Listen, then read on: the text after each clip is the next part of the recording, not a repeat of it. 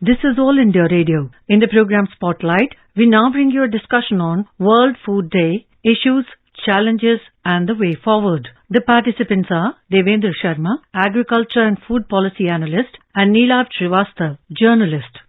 A strong agricultural system for the farmers and food security for the country and its citizens are two major pillars when it comes to talking about agriculture and allied subjects. When we talk about what has happened today in today's context, it is very important to inform our listeners that the Prime Minister, Mr. Narendra Modi, today had a video conference on these subjects. And why was this? This was because he released a commemorative coin to mark the 75 years of Food and Agriculture Organization. Now, this global body has worked for increasing the farm produce as such, eradication of hunger, and enhancing the levels of nutrition globally. Mr. Sharma, when we talk about the entire role of FAO globally and especially Indian context, and what a better an year to have come for FAO when it was awarded or decorated with the Nobel Peace Prize for 2020 for running the World Food Program. And also the Prime Minister did mention about it, and also he did say that a former Indian civil servant was very instrumental in initiating this World Food Program,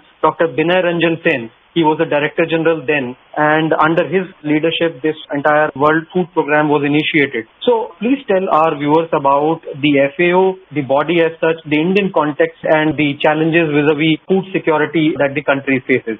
The Nobel Prize to the World Food Program is a very heartening development this year, and we know that the World Food Program has done a human service in reaching food to the needy across the world, and they have over the years also been working in India to make nutritious food available to the people. I think having said that, the role FAO plays, the Food and Agriculture Organization, which completes 75 years today, and the world celebrates it as the World Food Day, has been, and we all know that FAO has been instrumental in ensuring that globally the challenge of addressing hunger is addressed, along with the production of food in a manner that the farmers are able to get sustained income. And they have been advocating how to improve productivity and production across the globe, and they bring in practices which are very positive from different parts of the world, exchanging, sharing the development stories and implementing them. And in short, I think FAO was one of the best UN bodies, and in the context of India,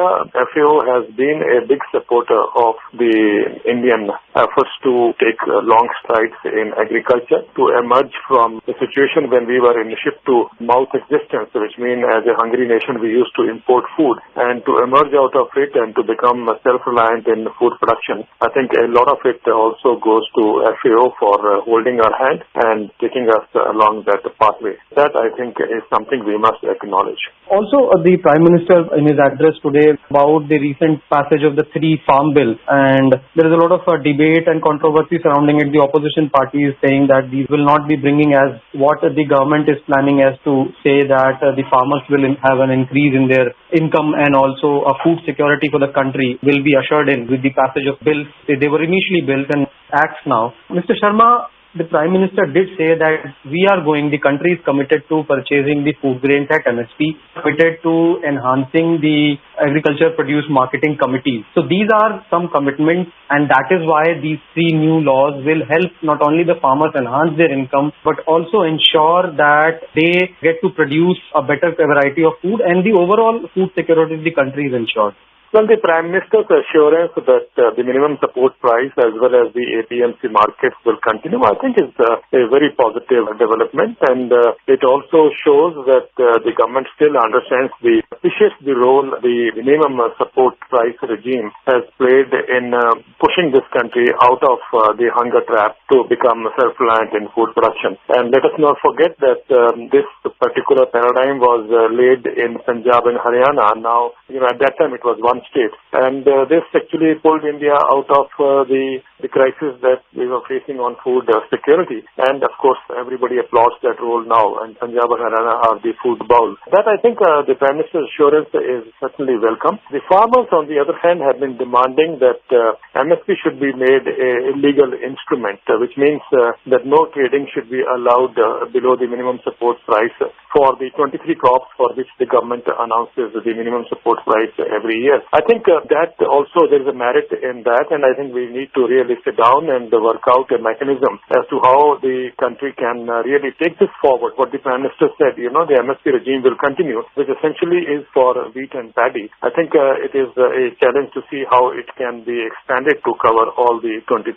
crops for which the MSP is announced every year. This is very important considering that the Economic Survey 2016 had very clearly brought out that the average income of a farming family in 17 states of India, which means roughly half the country, is only rupees 20,000 a year. I think it means that we have to take steps, which of course can be also bringing in competition, bringing in investments, making one country, one market kind of an approach or strategy. But at the same time, we also have to ensure that the farmers get a remunerative price, a price that is assured. Wherever they sell, at least they get the minimum support price. This, I think, will be very essential considering that India needs to really build up the larger section of the economy to really have more money in their hand, because the more capacity to be built up, which also means that the more the money in the hands of the farmers, the more the income in the hands of the farmers, the higher will be the demand, and the higher the demand would mean that it leads to a higher economic growth. So in a way, what the Prime Minister has said earlier, his vision of Sabka Saath Sabka Vikas, I think has a tremendous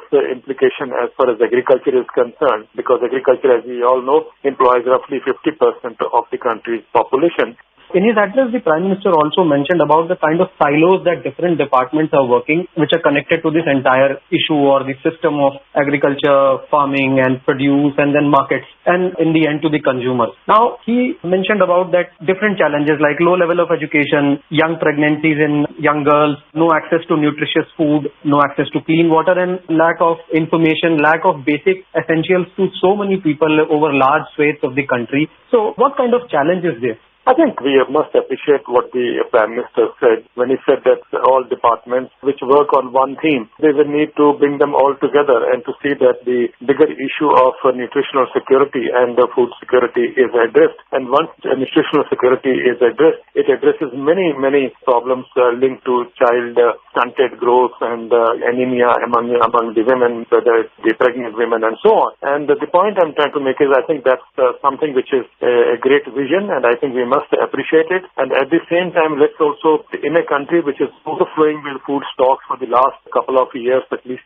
we know of those who need them. I have always said that if you address hunger first, you also address hidden hunger. The first and paramount role should be to see that how to reach that food to the poor. The Prime Minister's call to see that all departments merge together, it becomes a kind of a proactive position that the bureaucracy and the departments of the government, state and the center both together. So I think the Prime Minister's vision for making the country nutritional food secure, I think is remarkable.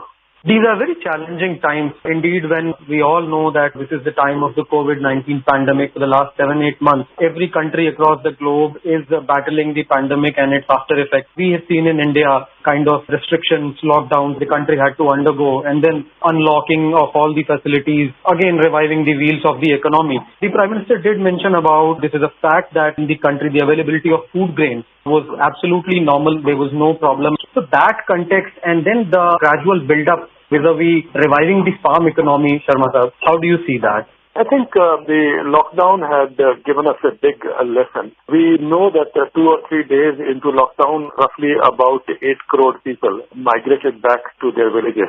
It tells us very clearly that the economic design of pushing people out of rural areas into the urban areas, because urban areas need cheap labor, was perhaps not the right kind of policy approach. And the reverse migration has very clearly shown us that we need to reverse the economic thinking, which has pushed people out of farming into the urban areas. If the objective is to see that urban areas need cheap labor, and unless you push people out of agriculture or small farmers or marginal farmers into the urban areas, I think that economic thinking is outdated, and it is time to now rebuild agriculture, because agriculture has the potential to become an engine of growth. Agriculture has the potential to take care of the mass employment that the country is looking forward. Agriculture has the potential to provide provide gainful employment to millions and millions of people. Agriculture has the capacity to ensure that climatic conditions that are not leading to any aberration in the climate change that the world is looking up to. So I think agriculture holds a solution for lots of the problems that the country is facing. And I think that the challenge now, the lesson that the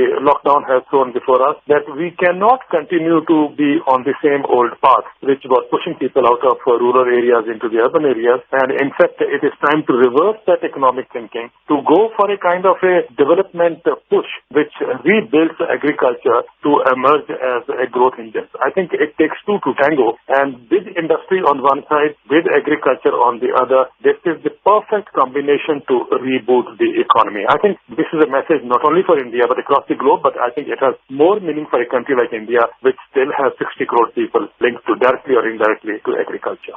The nutrition campaign, while it is important that the food security, availability of food grains in the large population country like India, we have 130 crore people, it is also essential that the nutrition value of the food grains, it goes to every household, every consumer, every person. The government has recently started the nutrition campaign, and in this context, the Prime Minister talked about providing different variety of seeds to the farmers and also the biofortified varieties. Please explain to our listeners, Mr. Sharma, what exactly is this about? One of the processes of development which focuses on biofortifying, which means lacking in certain essential nutrients, these are built into the crop varieties, and these varieties are being released now. That is, of course, one approach to address malnutrition or to address the nutritional deficiency. The other approach should be to make food available to the people. I think that is a bigger challenge, because every person is waiting for a morsel of food or is waiting for his food requirement, and we might give him all these biofortified foods. That's one approach. It's also time to add on crops like millets, and Prime Minister mentioned 2023 has been accepted by the United Nations as the International Year of the Rice. So that was India's request. I think it clearly shows that the Prime Minister's dream of incorporating millets into the feeding program would ensure that these are the kinds of new foods, nutri-cereals, which would mean that the course they are not intensively cultivated like wheat and paddy, which means less of damage to the environment, and at the same time they are more nutritious, and that would bring more nutrition to the masses. The address did also mention about the farmer produce organization, the FPOs. This was in the context of the recent 3 laws that the government has enacted, and has said that these are very historic reforms vis-a-vis the agriculture economy in the country. Helps the consumers, helps the farmers, helps the entire ecosystem of the agriculture produce. So these FPOs, Sharma Saab, are these for small farmers, are these for big farmers, or is it for the entire agriculture community as such? Let me first make it clear that when we talk of big farmers in this country, there are only 4%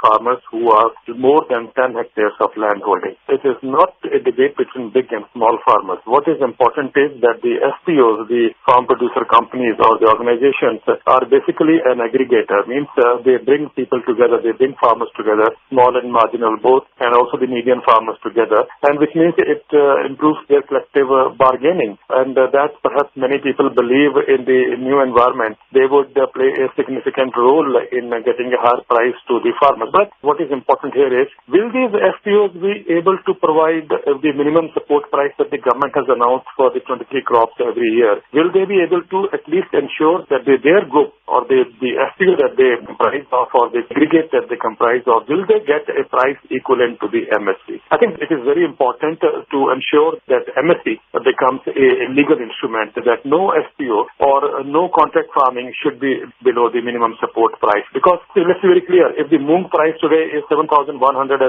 rupees per quintal, which means about 72 rupees per kg, and the farmer is getting 50 rupees in the market, and somebody is coming up and giving him 55 rupees, that definitely is a higher price. But I would look up to a higher price. The farmer gets 72 rupees, whether it is a private trade buying it, or whether it's the government buying it, or whether it's FPO buying it, or FPO trying to sell that. All these, whatever approaches we follow, the farmer should be at least getting an assured price, which is the minimum support price that the government has announced.